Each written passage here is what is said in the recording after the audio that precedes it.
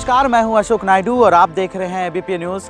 छत्तीसगढ़ के बस्तर संभाग में भी लगातार पिछले 7 दिनों से हो रही मूसलाधार बारिश ने जमकर कहर बरपा रखा है। खासकर बस्तर संभाग के सुकमा और बीजापुर जिला इस बारिश से काफ़ी प्रभावित हुए हैं। पिछले 3 दिनों से लगातार यहां मूसलाधार बारिश हो रही है और बीजापुर जिले के कई गांव टापू में तब्दील हो गए हैं। यहां के ग्रामीणों को लगातार बचाने की कोशिश जिला प्रशासन और एसडीआरएफ की टीम कर रही है। और कुछ ही दिन पहले ही यहां पर एक ट्रक जो पीडीएस चावल से भरी हुई थी वो पूरी तरह से एक उफनते नाले में जलमग्न हो गई। यही नहीं, अब तक बीजापुर जिले में इस बारिश के कहर से 2 लोगों की मौत हो चुकी है, जिसमें एक सीआरपीएफ का जवान भी शामिल है। वहीं दूसरा ग्रामीण पिछले 3 दिनों से लापता है। इसके अलावा सुकमा जिले में आलम यह है कि लोग नेशनल हाईवे को पार करने के लिए नाव का सहारा ले रहे हैं। यहाँ भी एसडीआरएफ की टीम को तैनात किया गया है और बाकायदा एसडीआरएफ की टीम जितने भी बाढ़ प्रभावित लोग हैं उन्हें बचाने की कोशिश कर रही है। और यही नहीं, इस बारिश के कहर में ऐसी तस्वीर निकलकर सामने आ रही है, जिसमें सुकमा जिले में सबसे मार्मिक तस्वीर सामने आई है, जहां लोग जान जोखिम में डालकर एक पेड़ के सहारे इस पुल को पार कर रहे हैं। दरअसल इस इलाके में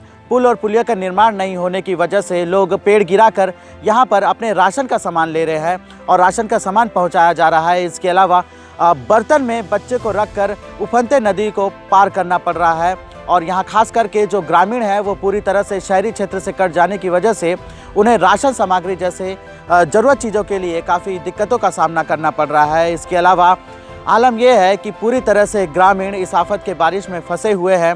हालांकि जिला प्रशासन का दावा है कि लगातार इन ग्रामीणों को बचाने के लिए पूरी तरह से रेस्क्यू ऑपरेशन चलाया जा रहा है और बड़ी संख्या में पुलिस जवानों को भी तैनात किया गया है। लेकिन जिस तरह से पिछले 48 घंटों का एक बार फिर अलर्ट जारी हुआ है, ऐसे में लोगों को चिंता सताने लगी है, चूँकि लगातार जो घर है वो धराशायी हो रहे हैं। बस्तर जिले के अलावा जितने भी जिले हैं सभी जगह राष्ट्रीय राजमार्ग पूरी तरह से आंध्रा, उड़ीसा और तेलंगाना से कट चुका है और यही वजह है कि पूरे तरह से ग्रामीणों को जो राशन सामान मिलना चाहिए वो नहीं मिल पा रहा है।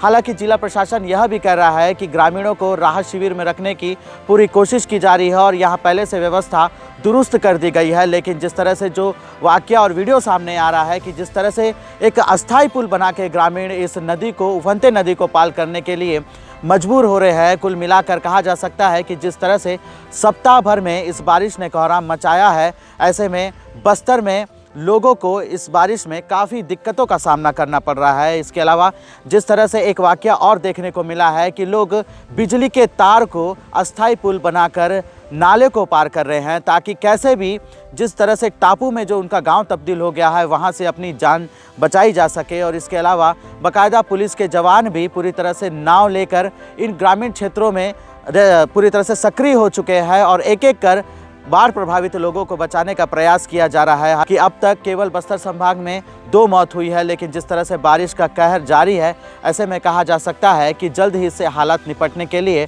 और भी पुलिस की तैनाती जरूरी है। बस्तर में बाढ़ है, हमेशा इंद्रावती हो, सबरी हो, गोदावरी हो, चारों तरफ घिरे हुआ बस्तर है।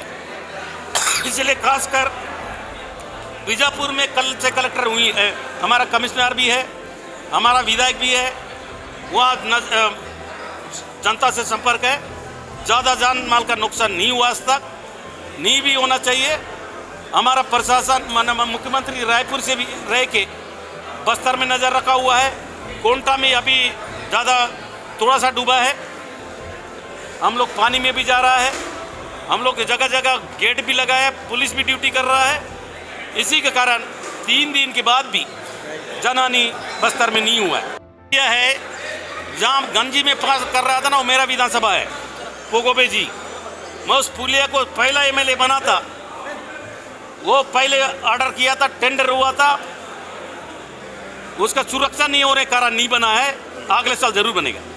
एक तरफ जहां बस्तर में चारों तरफ आफत की बारिश ने कोहराम मचा रखा है और पूरे जगह तबाही देखी जा रही है, वहीं दूसरी तरफ विश्व प्रसिद्ध चित्रकूट वाटरफॉल का नज़ारा देखते ही बन रहा है। दरअसल इंद्रावती नदी में जल स्तर तेजी से बढ़ जाने की वजह से चित्रकूट वाटरफॉल अपने पूरे शबाब पर है और इसे देखने बड़ी संख्या में जो पर्यटक है वो चित्रकूट वाटरफॉल पहुंच रहे हैं।